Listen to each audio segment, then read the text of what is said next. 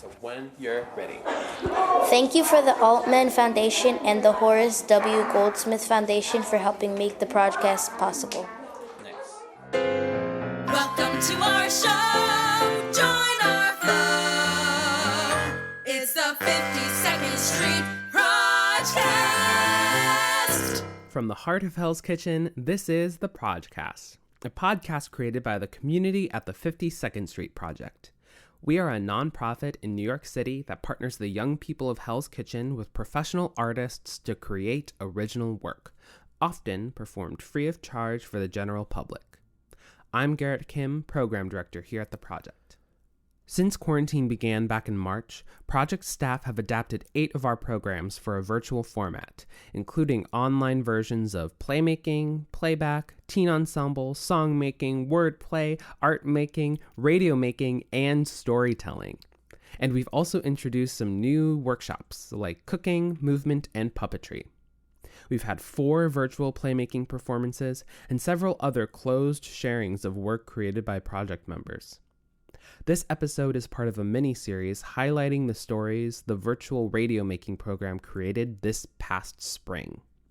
4 of our then high school seniors, now college freshmen, did everything remotely and virtually, including the interviews you're going to hear, with support, as always, from some awesome project volunteers. After watching conversations around mental health play out online and on TV, Chyanne had questions.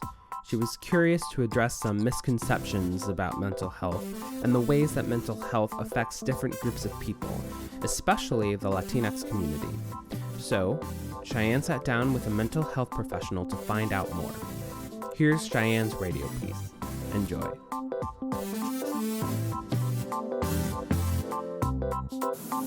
My name is Chyanne Pena, and today we will be hearing from Ernesto and Lira de la Rosa, a licensed clinical psychologist.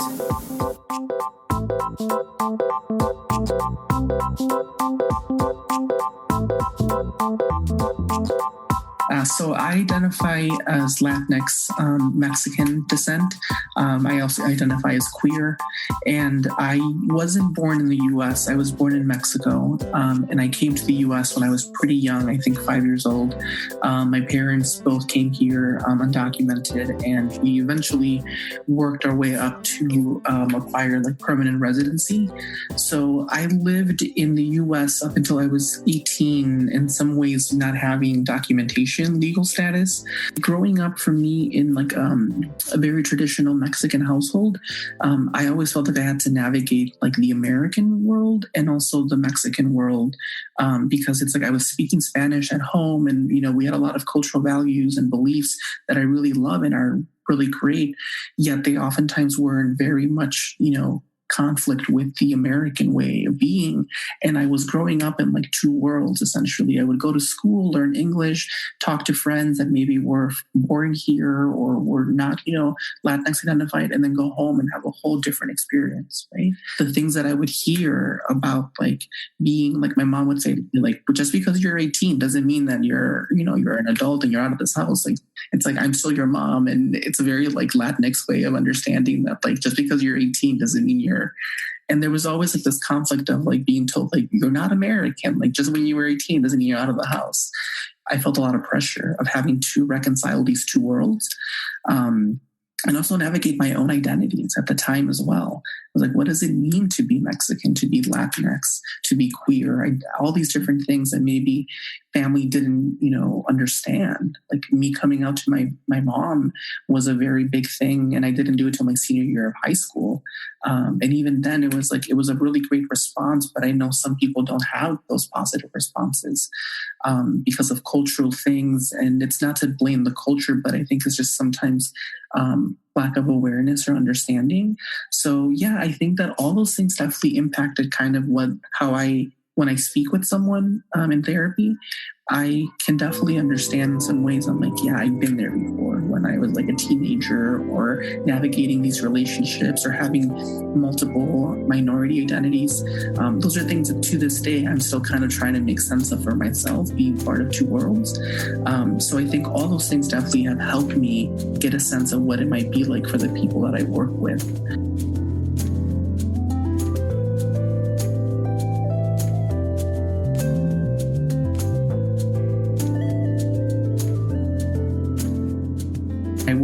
sure if I was going to be able to pursue college after high school because I wasn't able to qualify for like any federal loans, since I wasn't considered a permanent resident at the time.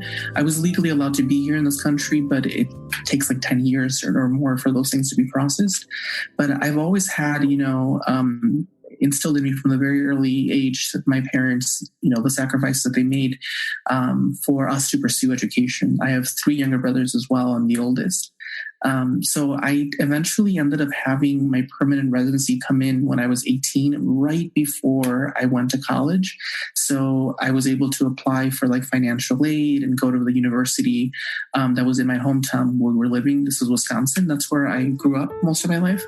And I went there. I majored in psychology. I've always had an interest in psychology, but never really knew what it really entailed. Besides, I took a psychology course in high school and I'm like, this is interesting. And I think I wasn't really sure what I could do with it, with a bachelor's. So I ended up, pursuing a major in psychology and did a lot of just, work in the undergraduate level, getting involved with research. And I ended up getting my junior year of college an email from this Latina doctoral student in counseling psychology. They were doing a study on the experiences of Latinas at the time in college. And I was like, yeah, I would love to participate. And then I saw that it said on her title, doctoral counseling psychology student. And at that time, I was like, I don't know what that means. So I emailed her saying, yes, I would love to participate in the study. Also, I see that you're a doctoral student in counseling psychology. What is that?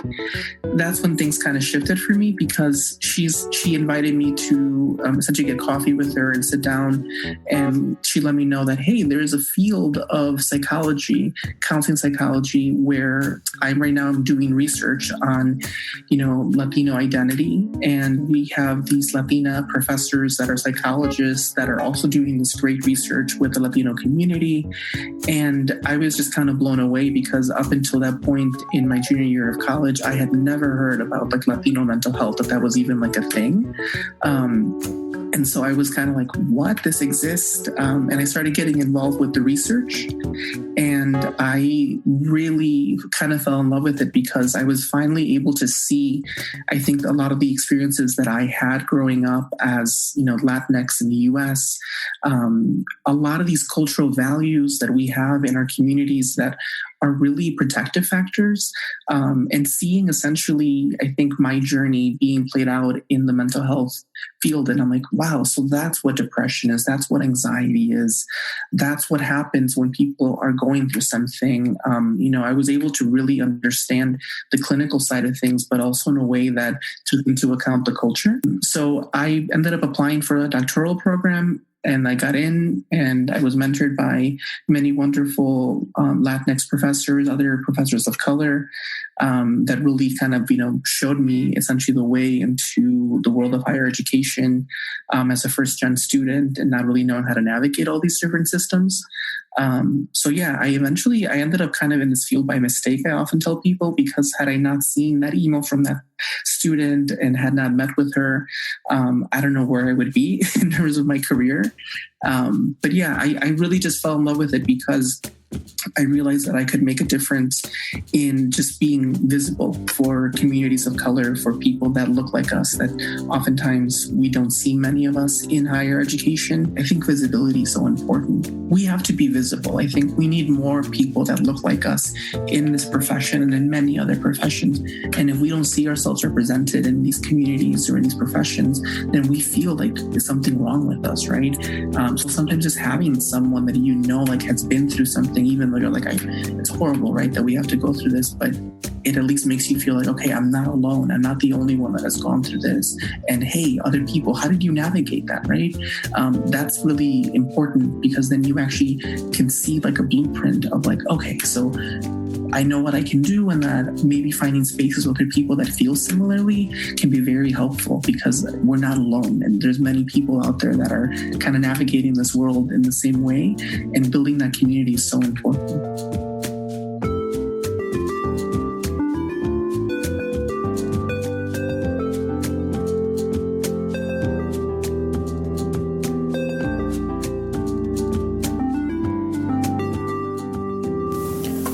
what are you currently doing in your job today?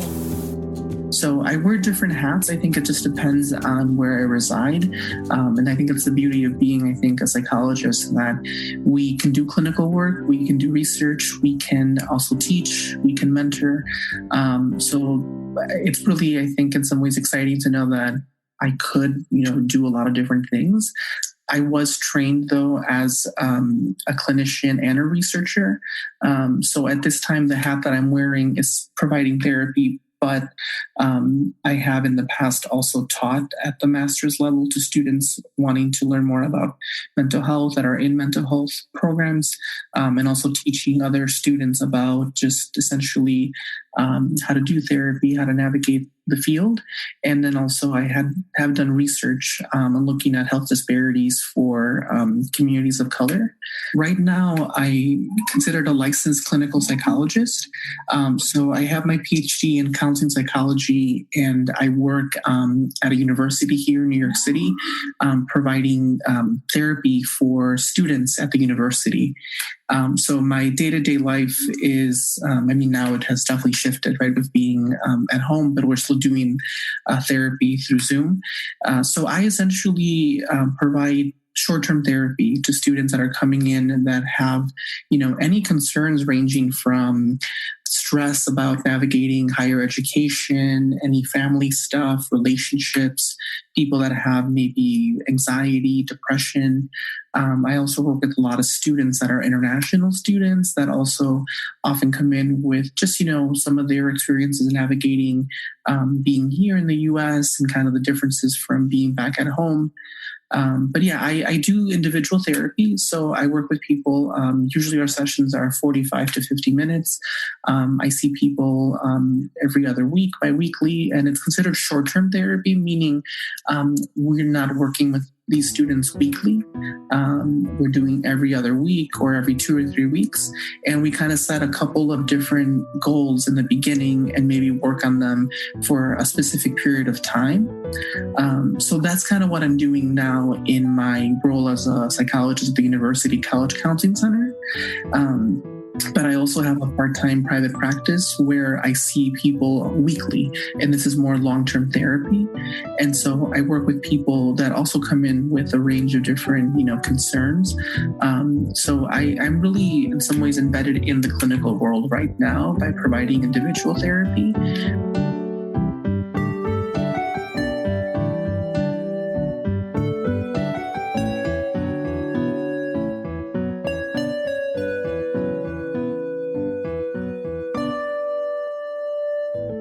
The role that I'm in right now is university, college-age students. We see a lot of undergraduate students, but we also see a lot of graduate students, meaning they're a little bit older sometimes. So I do work mostly with adults, but I was trained when I came to Brooklyn from Wisconsin for my last year of my doctoral program.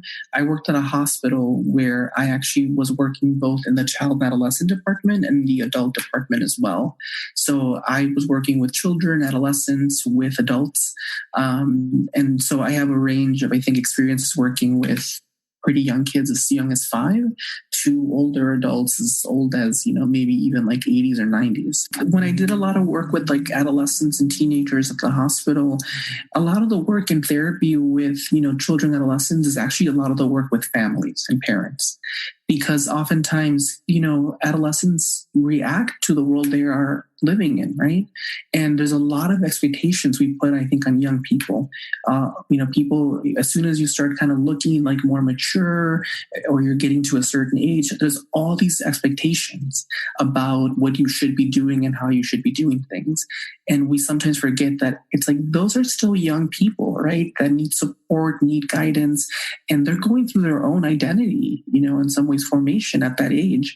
So they're going through a lot. They're having to navigate family life, social life, having new independence, trying different things, finding their communities, right? So I think that a lot of the misconceptions sometimes with teenagers, like, oh, they're being dramatic or they're being just teenagers. And it's like, actually, there are some developmental things happening around that age that are really important for us to be on the lookout for as parents, as, adults, to listen to them, to know that they're going through changes, physiologically, biologically, and even your brains are being developed still, right?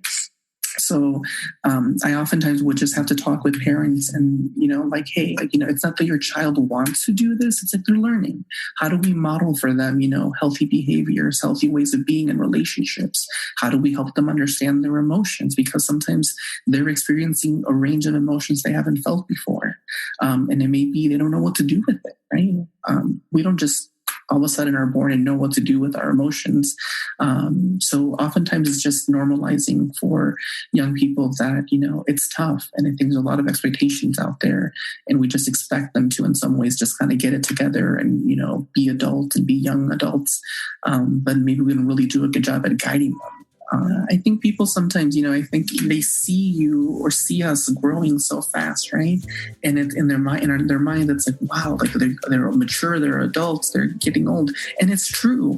But we're still in some ways young, right? And even as adults, we treat adults and teenagers in a very, I think, harsh way. The way we talk to kids, sometimes I'm like, we need to talk to ourselves in that way. Sometimes be patient, be, gentle, be in some ways understanding.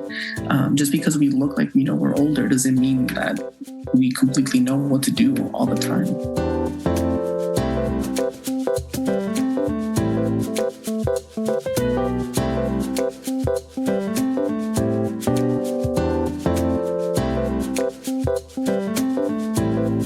What are 2 misconceptions that you get? I think that if I could maybe address that in 2 ways, 2 misconceptions. One is that, yes, that in order for, whenever someone goes to therapy or seeks out mental health treatment, I think there's this stigma of that person is crazy or something's wrong with that person.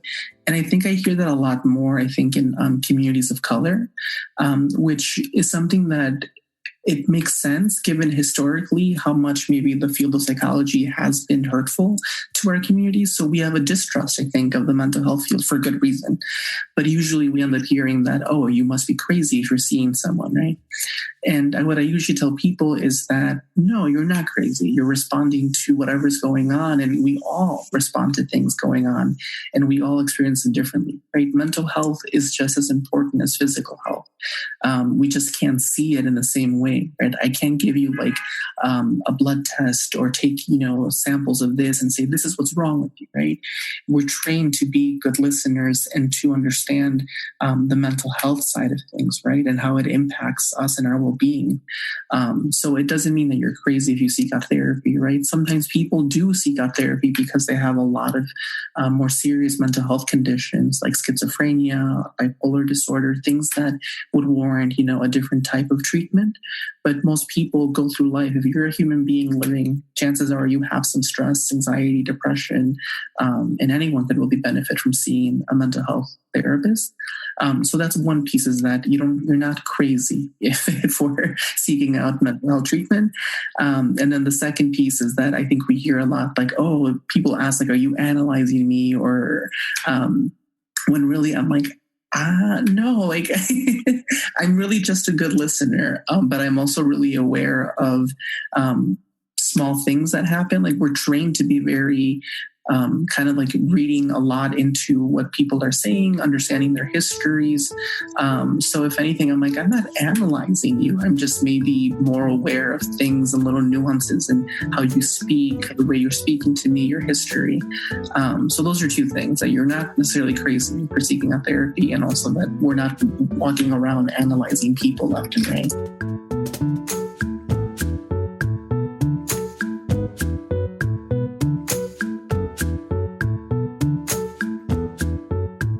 Yeah, so, something just thinking of this worldwide too, anxiety and depression are two of the most common mental health diagnoses in the world. Around 40 to 50% of people in their lifetime will experience at some point anxiety or depression, enough to be diagnosed with the diagnoses. And so if anything, I think that just speaks to a little bit of, we always kind of talk about why do these things exist, right? And part of it is genetic, right? We oftentimes have this predisposition genetically. If it runs in your family, chances are you also have a disposition for it. And then you think about genetics and biology, but also stress. And stress comes from, living in today's society, navigating the world. So the way that I like to explain it is think of it as like a cup, right? A cup of water. And we all have different levels of it, right? Some of us have half a cup filled up when we're born, meaning that's how much we have in our genetics about being predisposed to this. And then the rest fills up with stress of life. And once it spills over, we see then mental health symptoms. Some of us have it maybe 3/4 of the way full. So all it takes is a little bit of stress before we start seeing symptoms. Some people have it like less than half a cup, or maybe a little bit. But there's genetic components to it and also just societal components. I think kind of living in today's world and just society in general, we tend to be very, in some ways, focused on like the future sometimes. And that's kind of what anxiety is. We have this predisposition to experience anxiety as a way to survive. We have to kind of be aware of what's going to happen. What do we do? So it's part of, I think, just kind of our genetics. However, it can become very problematic when people kind of maybe don't seek out treatment and the anxiety gets really bad, and it manifests itself in different ways. Depression too, oftentimes people, go through things that are very traumatic and sad and very stressful, and that can leave us feeling very kind of defeated, very sad, down, and then that contributes to depression. So I would say that there's something about depression and anxiety that are common, I think, to just the human existence. And some of it is just kind of it's predominant in some people because of genetics and also just the types of stress that we experience in today's world.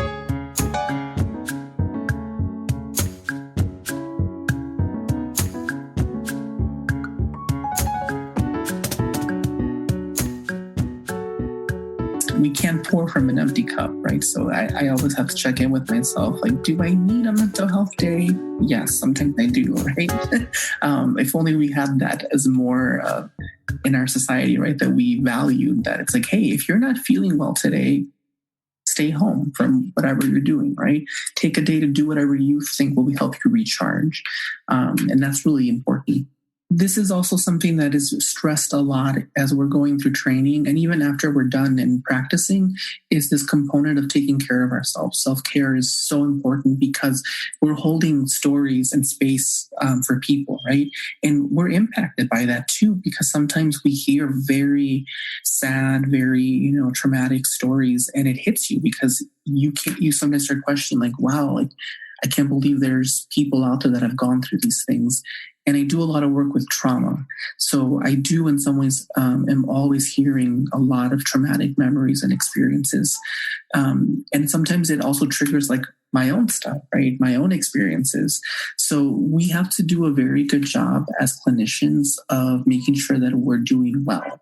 So there's a lot of different things that are kind of built into our profession. And when we're in training, it's called supervision. You have a supervisor that you talk to about your cases, where you learn more about like what you're doing clinically and also what's coming up for you. And having a supervisor that can in some ways normalize that what you're experiencing is okay. And how do we use that as well in therapy? Right? Once we're done with training, we can still seek out supervision, or at this point it's called consultation with our colleagues, where we talk about the cases. And I'm talking about like, I'm having a really hard time with this case because some of these stories are just so, intense, and it's affecting me. I'm thinking about this all the time.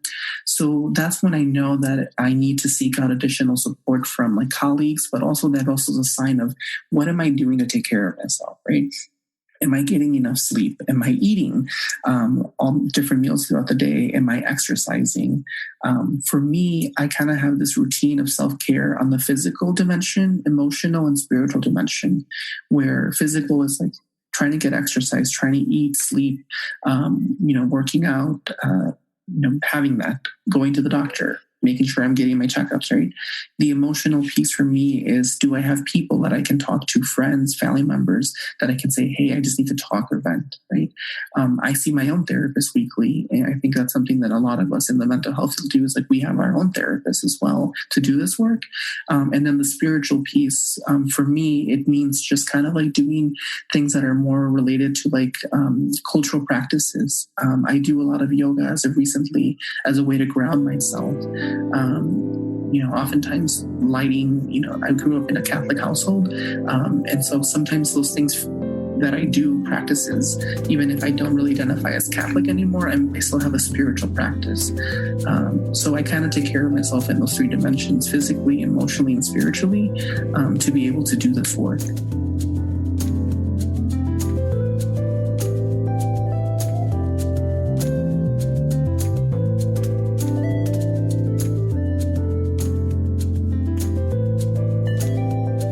What is some advice you can offer people during COVID-19? Yeah, and this is something that I've been working with people with my full-time job at the college, but also with my private practice. And one of the first things I think I'm trying to talk to people is letting them know that, whatever you're experiencing right now is okay. Some of us may be feeling very scared, very anxious, very sad, angry, overwhelmed, because this is really something that we haven't really experienced before. And there's a lot of uncertainty. So we're all going to go through our own experiences of emotions, a range of emotions. There are days you might feel really good and days that you don't feel good at all. And that's okay, right? So I think in some ways that I tell people that, one, just honor whatever you're feeling, right? And listen to what's going on, because that's your body and mind in some way giving you clues about what they need. Maybe it's rest, maybe it's talking with someone, maybe it's doing something that's not, requires a lot of effort.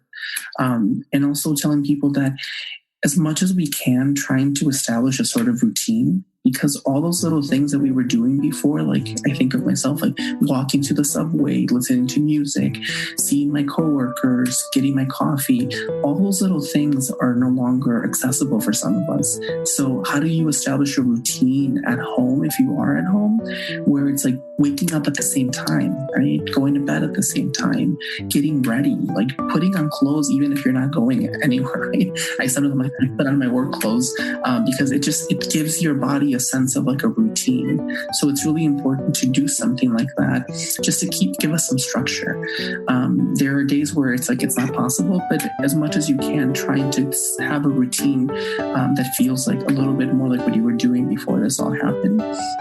And then the other piece is taking the time to just kind of shut everything off, right? A lot of information that we're hearing in the news, through social media, it sometimes can be just too much. And, it'll be there, right? If you just say, I'm going to put my phone away for 2 hours, I'm going to do something that's not requiring me looking at social media. That's also really important right now, because we're getting so much stimulation and everything's being done virtually too, that it just also gives us a sense of like, we need to give ourselves a little bit of a break and rest.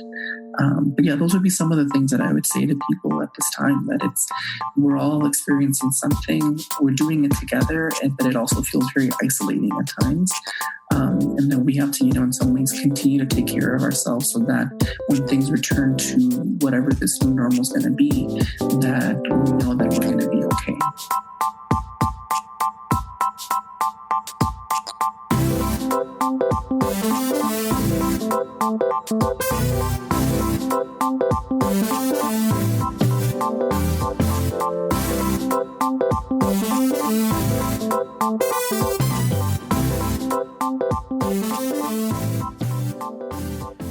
That was Chyanne's piece.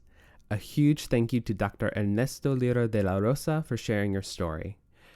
Chyanne worked with volunteer Ashley Maria Ortiz during the radiomaking process, and the original music in this story was composed by David Trujillo-Tapias. A special thanks to volunteer Therese Barbado for offering her interviewing insights to the radiomakers this year. Chyanne is attending the University of San Francisco this fall. We are super proud of you, Chyanne. And now for the credits. The project member featured in this episode was Chyanne. The adult volunteers featured in this episode were Ashley Marie Ortiz and David Trujillo-Tapias. The PROJcast theme song was created by Justin and his smart partner Eric March and performed by Marinda Anderson, Rebecca, and Nicole. The PROJcast logo was created by Iris Brown. Follow us on Facebook, Twitter, and Instagram. Just search the 52nd Street Project and look for 5e and 2e on our logo. The 52nd Street Project is supported by public funds from New York City's Department of Cultural Affairs and the New York State Council on the Arts. The 52nd Street Project is a non-profit organization, and we're able to do what we do because of generous folks like you. Please go to our website, 52project.org/donate to check out how you can support us. Every little bit helps. Next time on the PROJcast, the final episode in this Radiomaking miniseries. Project member Karen sits down with a former member of a cult. Until then, remember the project motto: we all belong, we all get along. See you next time. See you next month. Wait, Nothing rhymes with month. On the 52nd Street PROJcast.